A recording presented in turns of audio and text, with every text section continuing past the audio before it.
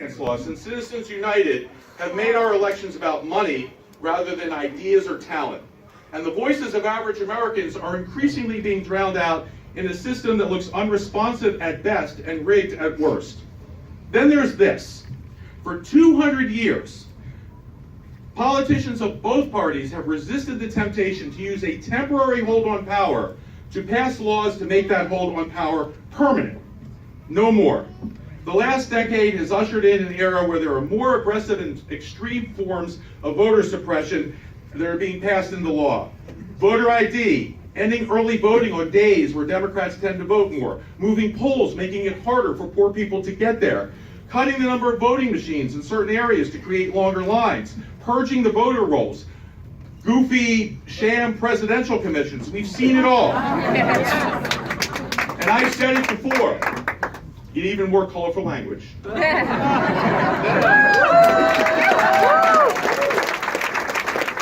would say again to my Republican friends, if you have to stop people from voting to win elections, your ideas are bad.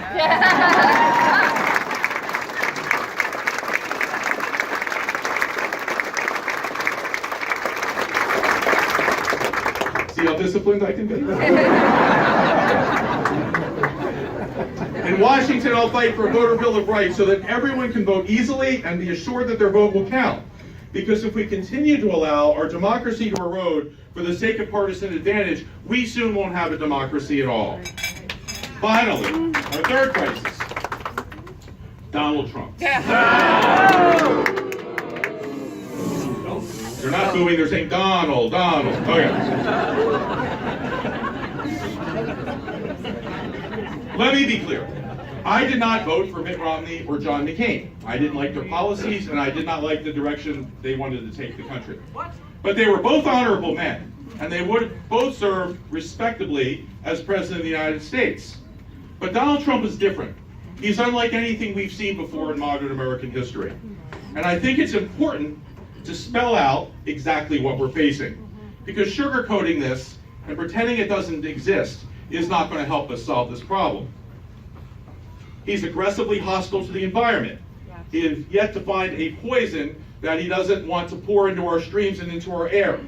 Right-wing ideology has replaced science as a basis for policy. He is hell-bent on taking away life-saving health insurance from tens of millions of Americans, intent on destroying public education, demolishing our social safety net, and drastically cutting funding for medical research. He wants to cut and eliminate Meals on Wheels, the arts, funding for the Holocaust Museum. He has pretty much destroyed our European alliances and has appointed a group of people to high office whose only qualification seems to be their utter lack of qualifications and their hostility to the very mission of the agency that they're supposed to head.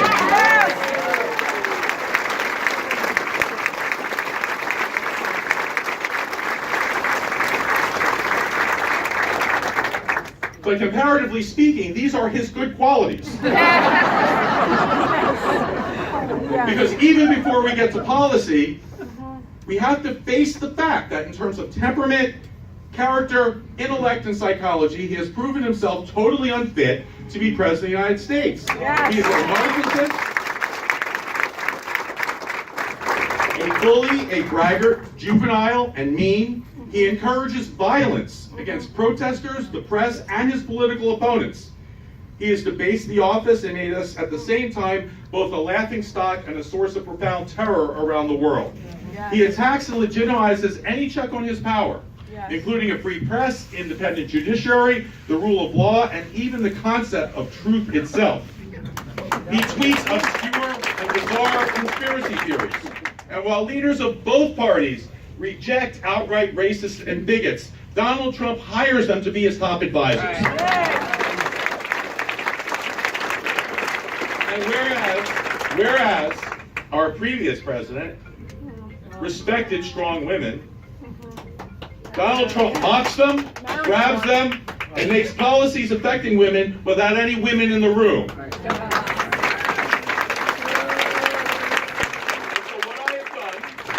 And what we all have a moral obligation to do is to make it clear every day, this is not normal. The biggest danger we face is the normalization of this administration. Because if we become numb to what he does and who he is, we will lose our sense of outrage. And we will slowly stop resisting, and we will just accept his creeping authoritarianism. There is no law of God or nature that says that we have to be a democracy forever. We have to earn our democracy by fighting for it whenever it is threatened, and it is threatened now. Now, many people get this, including many brave Republicans who have risked a great deal to say that the emperor has no clothes. Sadly, however, almost none of these brave Republicans are in Congress. The congressional branch of the Republican Party has sold their soul. For what? A tax cut? Some Republicans contort themselves to defend the indefensible. Others agonize publicly over whether to be very concerned and do nothing, or extremely troubled and do nothing. But the worst are silent. They say nothing. They know that our most basic values are under attack, and they hide, hoping it all passes them by. That, my friends, is not what leadership looks like. With the stakes so high, if you are silent, you are complicit. And history will not be kind to this complicit Congress. If you elect me to Congress,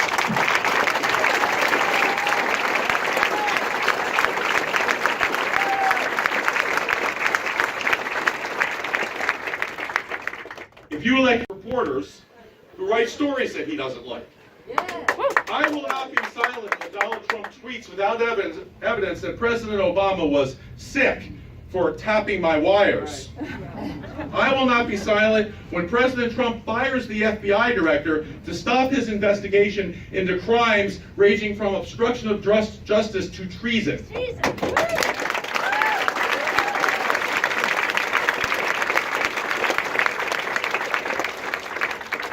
And when Donald Trump insults and degrades women, I will think of Brennan, and I will think of Jen, and I will walk to the top of the Capitol where I started. And I learned we all need help sometimes. And we as a society benefit when we care about each other and provide opportunity. Well, if it wasn't for my utter lack of talent, I think I would have made it. We named our daughter Brennan. Have a broader conversation. But still, when I see Justin, that same small part of me is reminded America is about many things.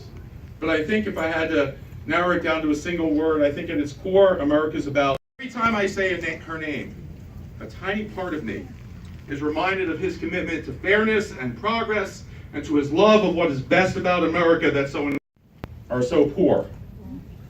Watching our children graduate college is somehow less joyful that other smart, talented kids couldn't afford to. Jen felt we had done the Supreme Court as much as we needed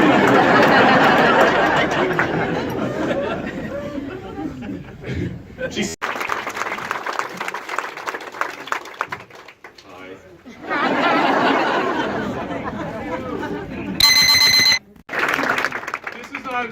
Can you hear me okay?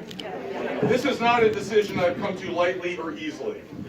Over 40 years of political activism, including 15 years, and I'm proud to have passed the bill which, when I first introduced it, I could not get a single co-sponsor for. But I found great people to work with. We reached across the aisle, and we passed the most important piece of social legislation in the last 40 years, the medical marijuana bill.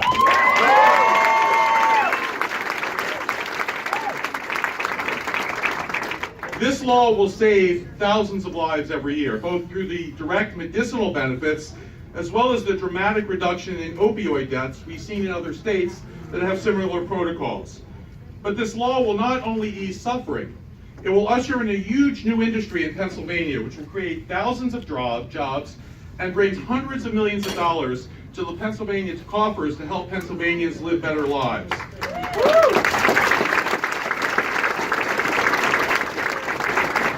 As was discussed, I've also brought my legal training into the battle for justice. I fought voter suppression efforts in the legislature, and when we passed the worst voter ID law in the country, I joined with other people to sue, and we got that obscene law struck down.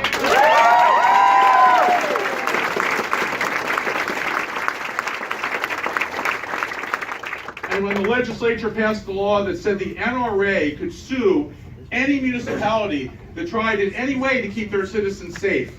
I sued, I won, and the Supreme Court unanimously struck down that law.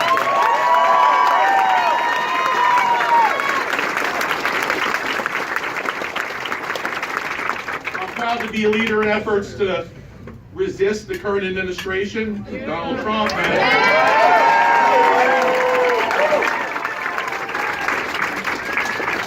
More about him later. And to be named National President of Americans for Democratic Action, the most organization in the country. Plus, Brendan and Justin, our children, are now teenagers, driving and looking at colleges and beating me in sports. And I know that, like Jen and like many of you in a similar situation, I already feel the profound weight of them leaving us and going to start their own life journeys, and I want to spend every moment I can with them. However,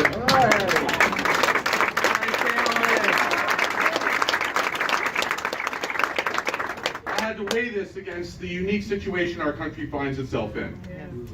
You know, it's awkward to say this about yourself, but I've always considered myself a patriot. I've dedicated my life to politics, government, and history because I passionately believe that progressive democracy is how people should be governed. And it has been the United States of America that has best exemplified those values. But today we're a nation at risk.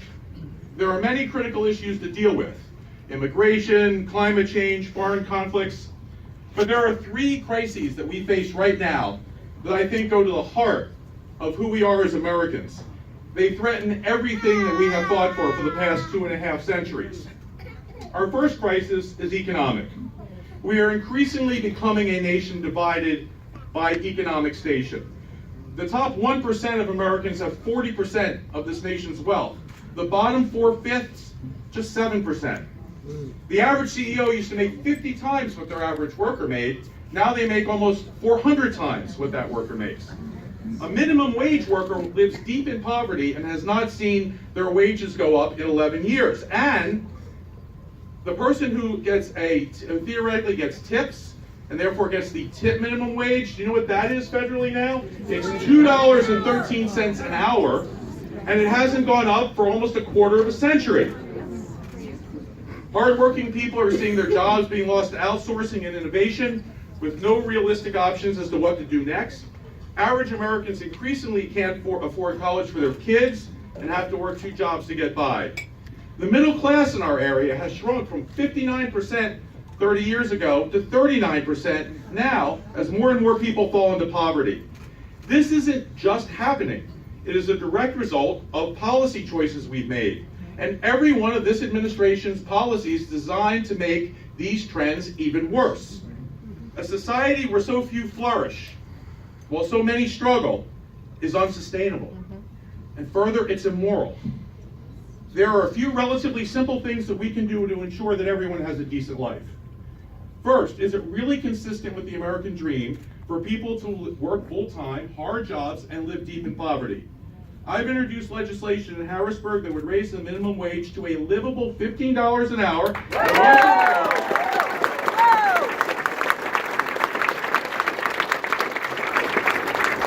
And once and for all, eliminate the obscene tip minimum wage. And I'll fight for that in Washington. If you have a new child or a sick relative, why shouldn't you be able to take some time to take care of your family? We are one of 3 industrialized countries in the world that has no form of paid family leave. Family leave was my bill in Harrisburg, and I will fight for that in Washington.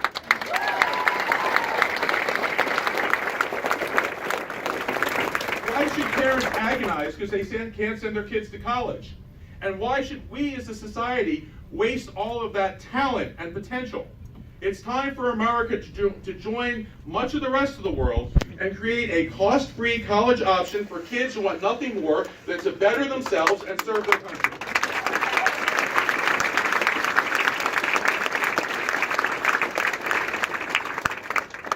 Who here likes to go to a restaurant where the chef coughs into their taco bowl? Hands? Anyone? It's time to allow a sick person to stay home and get better without fear of losing their job. And let's create millions of jobs by investigating in our infrastructure, building badly needed roads and bridges and public transportation, and lead-free water pipes. I know that's right, that's one of those out there things that we're still talking about. We should also enact trade policies that open markets but don't cost American jobs to countries that pay their workers slave wages. And let us acknowledge, once and for all, that health care is a human right.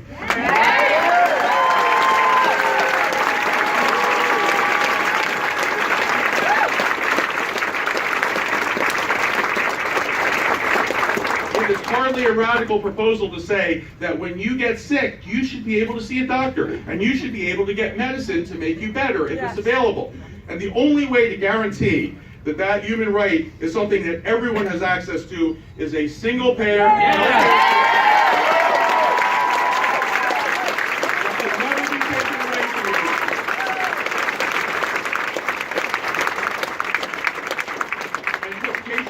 profits.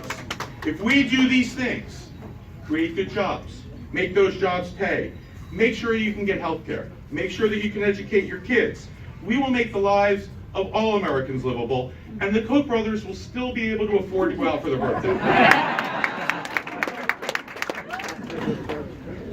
Our second crisis is political. Our founders constructed an amazing system of government, never before seen in the world. They were smart guys, although it would have been nice if they included a couple smart women as well.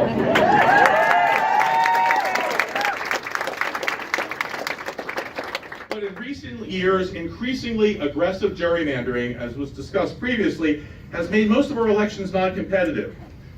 Worse, it has made it so incumbent politicians have little political incentive to reach across the aisle, to accomplish things, to look reasonable and moderate. Their incentive is to look rigid and uncompromising.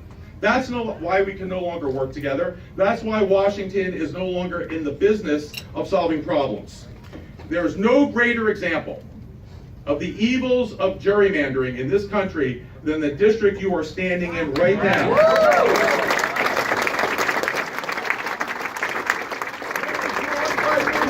This district was drawn to ensure that your votes would never matter. When they drew this district to protect a Republican incumbent, they stole from you. But they didn't steal your TV or your stereo. They stole something far more precious. They stole your democracy, they stole your voice, they stole your vote, and it's time to get it back.